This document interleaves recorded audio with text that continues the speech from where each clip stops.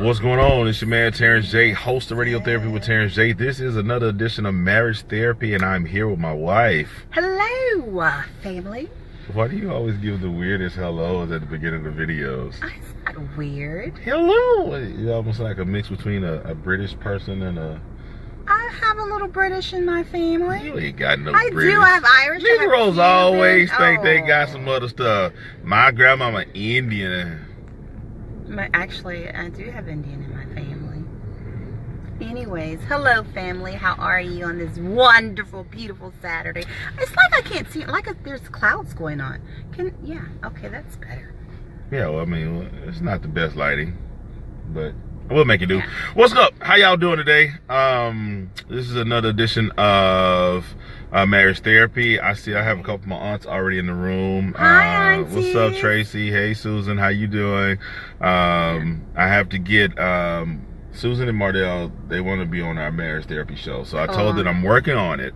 So we're going to be able to get them once we get all the camera and stuff set up, and you guys will be able to come on and give us their input portion. Yeah, their portion and their input. Your insight on marriage. Yeah. So the topic today is living together physically but separate financially. And so again, we start off all our videos by letting you know that we are not experts. We are not experts. We're not telling you what to do. We are not telling you what to do. We're just telling you how we do it. It's how we do it. I thought you was going to finish that. We are telling you how we do it. I mean, you was rolling, so I was going to flow with it. I should have kept going. So, what we mean by that is a lot of times in marriages, you know, we live together, we share the same address, the same house, we raise the kids, we do everything, but we separate financially. You know, this is my money, and that's your money. I pay this bill, you pay that bill. Yeah. You owe me. You owe me. I paid for your orange juice this morning. Yeah. I don't get that.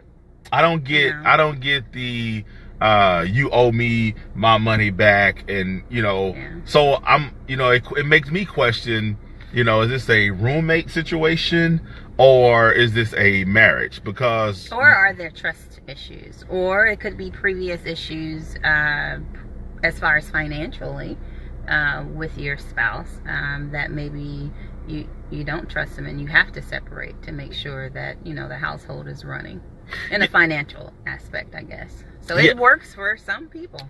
But the thing is that, you know, when I think about marriage, I think about saying that, you know, we are marrying everything. One and connection. Yeah, I'm sorry. Yeah. I think about that. Yeah, but you know, we're marrying everything. I mean, from a biblical perspective, we are leaving our mothers and fathers and cleaving to each other as one. Right. So you know, it's hard for me to believe, or hard for me to understand, how do we become together as one when we have probably the number one thing is separate. And so that's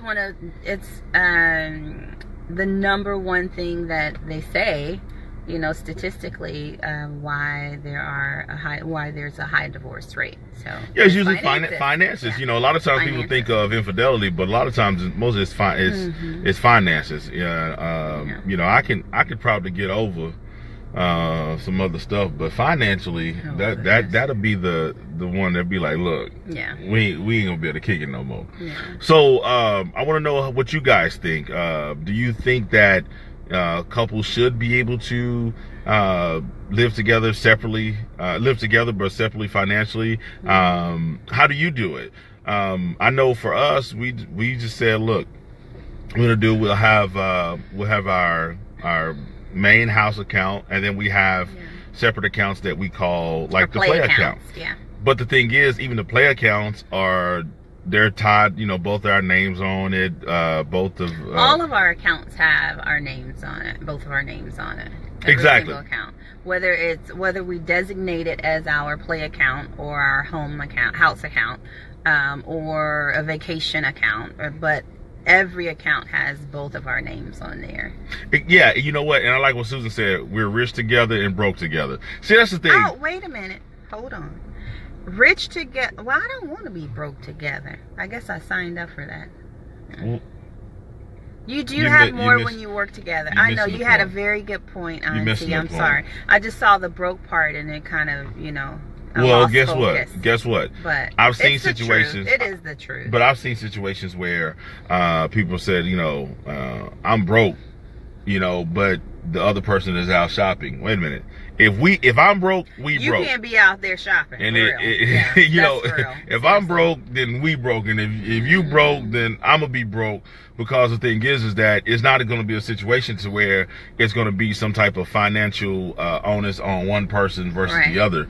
I've seen a situation to where the complaint was that the daughters get sent to the husband to get their hair done. Yeah. And why? Because the mom is going to save her money, take all of that money out of the dad's pocket so that the mom can continue to, you know, do her thing. But are they together or are they separate? Are they living separate? Are they married? But they're married. Okay. Yeah. Wow. We talking about married. Wow. I'm talking about single people. Single people do what you want. Yeah. But marriage, you know, when we turn around and we say, hey, this is what we're going to do together. You know, if one has 6 and the other has 4, then we have 10. Right. But, you know, there's another component in that I think a lot of people fail to realize is that when you start to, in my belief, and this is just my belief, when you have all of that separate, to me, you're always leaving yourself a roadmap to get out. Absolutely. It makes it easier to be able to get out. It goes back to the trust factor. I mean, if there is a lack of trust, of course, you always have, you know, you have to have an access or a way to get out. Because you, just in case you act a fool, or just in case you can't handle this, I'm going to be set and ready to go with this way out, with this way that I've created, this extra way. Yeah, and then it also allows you the ability to you know, do a lot of stuff in secret and things like that. Yeah. And so you know, we get a lot of people that talk about phones, and do you check the phones, do you do this, you do that. Yeah. And my thing is, you know, when you start having to get into that point, then I think you got issues and problems anyway. Yeah, it's deeper than just finances. Yeah, for sure. exactly. So, but I like the fact to say, hey, we're rich together, we're broke together, we're doing this together, and you know, you do have more when you work together. So, I just want to know from you guys, do you keep a separate account from your spouse? Do you are you guys joint? Do you you know, put it together and keep it separate? Because I think if we're talking about one of the number one reason for divorce is finances, then I think we have to go back and reassess how we're handling the finances. And a lot of times there has to be there also has to be maybe some financial training or some, you know, understanding. There's so much out there though. And it's just a matter of you really Googling. I mean, there's so many workshops and so many free templates that maybe you can use to teach you how to budget. I mean, so many workbooks that you can just go to Barnes and Nobles and use to try to get all of those things together. Yeah, but you know, here's the other hard part though. You know, we're talking about Google, we're talking about all that stuff you can go and find out, but a lot of stuff is so ingrained in people. True. And I've done this my way for so long. True. I have my own way of thinking about it, that, you know, that becomes another meshing that I think about it. But when your own way is keeping you broke or keeping you separated or divided, then like you have to do something differently. Yeah, if you want different results. I mean, or you're going to continue with it. If insanity is doing the same thing over and over again and expecting different results, that's ridiculous. Yeah. You know, so then you want to be separate. You want to be together physically, but there's separation, there's division going on if you're not seeking out to do something differently. And I think that's a task that if we keep it separate, I think it's a task with us being married. I think that's like, it's one thing we don't have to I don't say worry about, but it's one thing that we don't have to actually go in and deal with. Because I have to get used to you in the house. You have to get used to me in the house. We have to get used to each other with all other, you know, types of part of marriage and living together. But it's like, you know what? Let's not even worry about this. And you keep yours, I keep mine. But then eventually, I think that yours is yours and mine is mine scenario. When it's ours is ours. What happens is that start to get into every other situation of your life. Yeah. You know, that's yours, this is mine, this is yours, this is mine. Division. Yeah. That's what you do. You open the door to more division. You open the door to more the lack of trust and so many other things. You know, and infidelity. All of those things, you know, can creep into just that one open door of being separate financially. So let me know. What's up, Courtney Franklin? We got Courtney Chapman on here. We got Quinn Stevens. Let me know. What do you think about couples who live together physically but live separate financially? Do you think that's the best way? Do you think it causes less drama? How do you do it at your home? Yeah, you know, does it cause less drama for you to say, listen, that's your account and let's just split the bills? Because, you know, some people have the and we can even talk about this. Personal, like, I guess you could say topic, because a lot of people don't like to discuss their finances, especially black folk. Well, no, listen. I know white folks that'll tell me all their business. I know black folks won't tell you how much the light bill is. Black folks are very secretive about their money. But we're just not speaking to black folks, baby. But I'm just saying across the board, finances is many times is not a topic that people like to discuss. Especially for black folk. So now white folks won't tell you who they voted for. They'll tell you about the money. They'll tell you about the $5,000 deal that they just got. They ain't gonna tell you about their political status, but they'll tell you about some money. But here's the thing: is that it is sometimes something that people become very personal with. But I think that's the reason why we're even doing these shows, is to allow that conversation to maybe have. Maybe you won't have them with us or anybody else, but you can go back home and have that conversation with your significant other to say, hey, listen, you know, maybe we need to talk about this. Maybe this is something that we need to explore and go better. Because see, when we're talking about building a legacy, legacy is something that has been stripped from us as African Americans. That's true. You know, we don't get a chance to grow our family and create the generational wealth from one generation to the next. And it's something that was taken away from us when they split up our families through slavery and then incarceration and, you know, all other things that affect, you know, black folk in this country. So the thing is that we have to start to become legacy minded. And once we start to do that, then we'll start to say, listen, together we can build more. I can build more together than I can separate. I've never seen a construction site with one person on it. It takes a team to do it. And so and a lot of people, like you were saying, a lot of people don't know how. And so, and I guess that kind of comes in why, you know, we do have a desire to do these on a weekly basis, to open up discussion, so that you can, you know, you can't continue to use the excuse of, oh, I don't know how, this is not what we were taught, or whatever the case is. But there is a different way, you know, and a different way can create those different results, you know, and make sure that you are leaving the legacy and the lineage for your family. So it's just another opportunity. I want to get to Courtney Chapman's statement. He said it depends on if the other person knows how to manage money, because some people expect you to pay for everything if you make more than them. In this generation, I think it should be 50-50. Okay, now let me tell you my stance on 50-50 relationships. I don't believe in 50-50. Yeah, we're not believers. I'm 100-100. You have to be all in. See, 50-50, that allows me, well, I'll put a little bit in, but I got a little bit on the side, you know what I'm saying?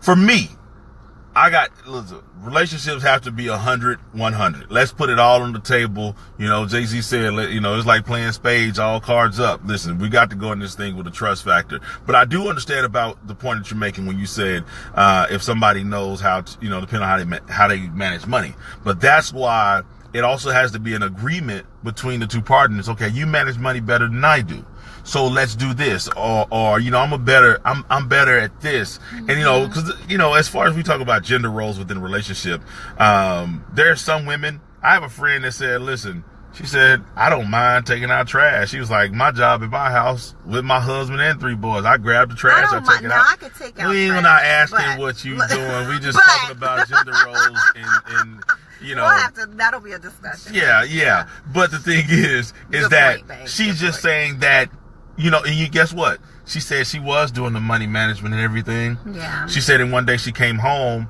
and their lights were off. And her husband said, whoa, there's money in the bank. What happened? She said, oh, I forgot to pay it. He said, from now on out, I'm going to take care of that. Yeah. She said, you know what? Can't be in the dark. She said, I gave him the books. She said, and I grabbed the trash bag. She said, baby, you handle that and I go do this. But she said it just worked for them in their relationship. Right. So, but that's the thing is that when you start talking about that, and then when you're getting in the relationship, you're already in the relationship, but it's important that you sit down and you communicate your expectations. I mean, you can't go and not communicate your expectations and get this person who is not good with money, but then you need to sit down and say, okay, this is why I feel like that you're not good, or these are some areas that needs improvement.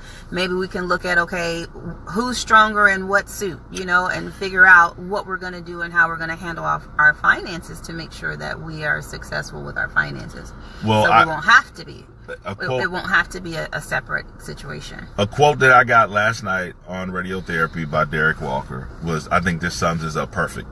He said, give more direction on the front end. Absolutely. To have less correction on the back end. Great wisdom, Derek. So he gave us that last night, and I thought that was so good. We said, listen, if you explain to you up front more on the front end, we don't have to go back and keep building this thing 2 or 3 times. It's an old saying that says, measure twice, cut once. Because once you cut, you can't put that piece back together. Right. So measure as many times as you need. Relationships break. They are ruined because we continue to not communicate expectations.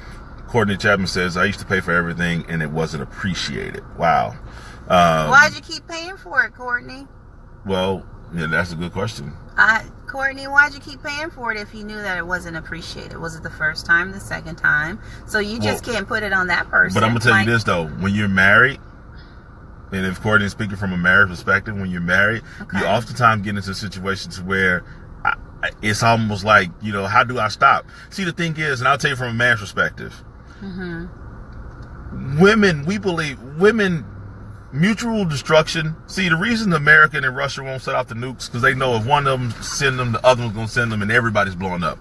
A lot of times, we get into a situation where we understand mutual destruction, so we can't tear down our whole empire because we want to make a point. We have to keep going, and what happens is that we oftentimes feel that if we don't do it, then it's not get done, and y'all don't care. Blood up, I don't care.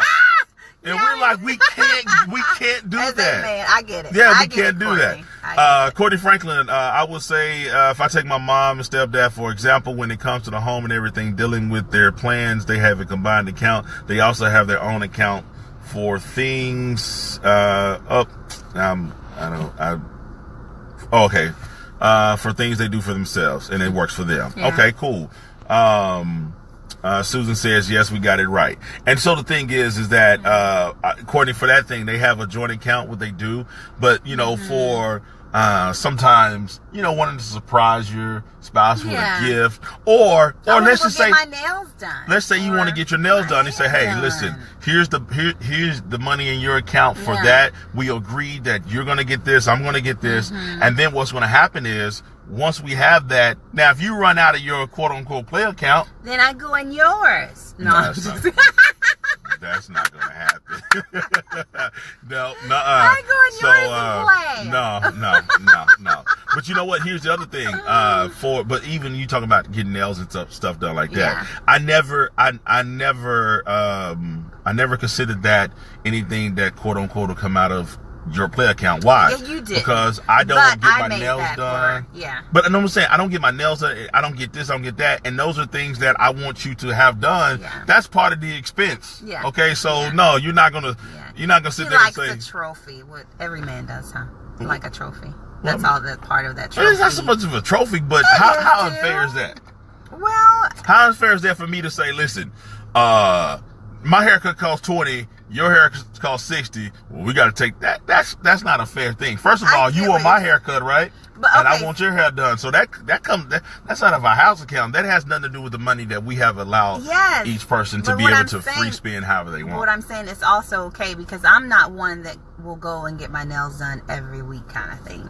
Now my hair is a whole different ballgame, but I make it a point for myself that a lot of times, you know, I will take it out of my play money if I haven't budgeted for that month, or if there's something coming up or whatever the case is.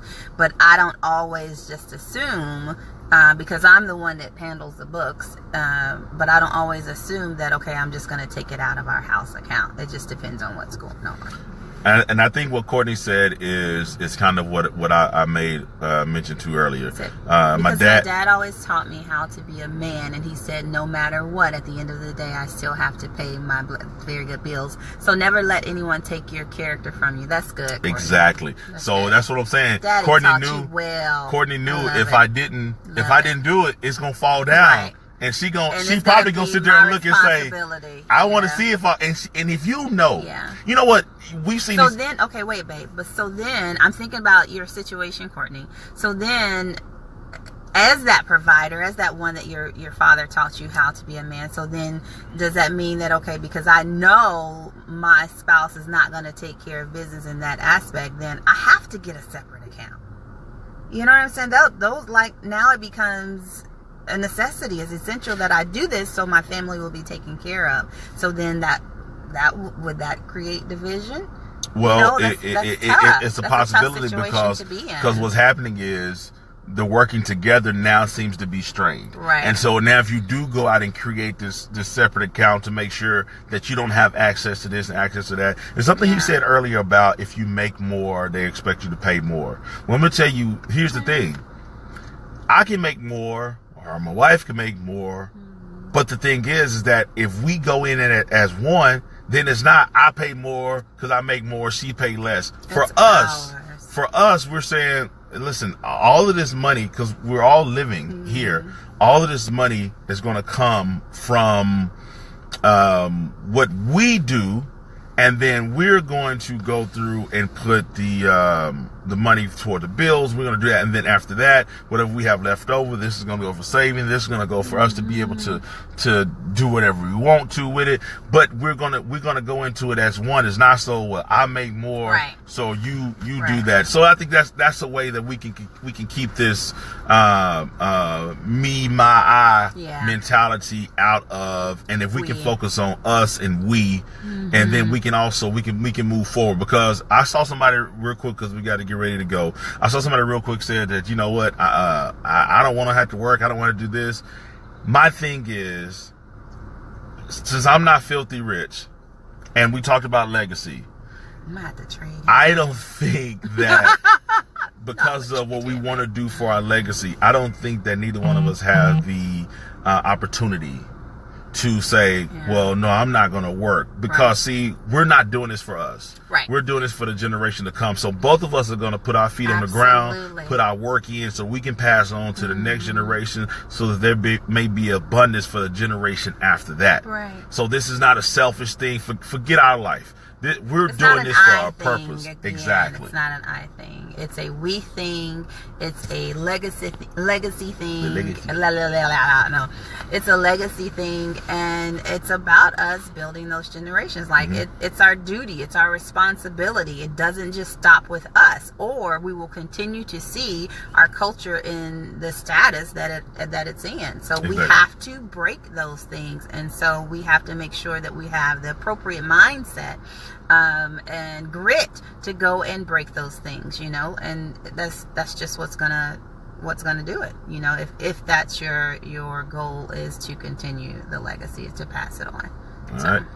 Well, we'll end with that right there. Let us know what you think. Do you think it's okay to live together physically but separate financially, or should you guys combine all as one? This is another edition of Marriage Therapy. I am Terrence J, and this is my wife, Tamara. And we will see you guys on the next episode of Marriage Therapy.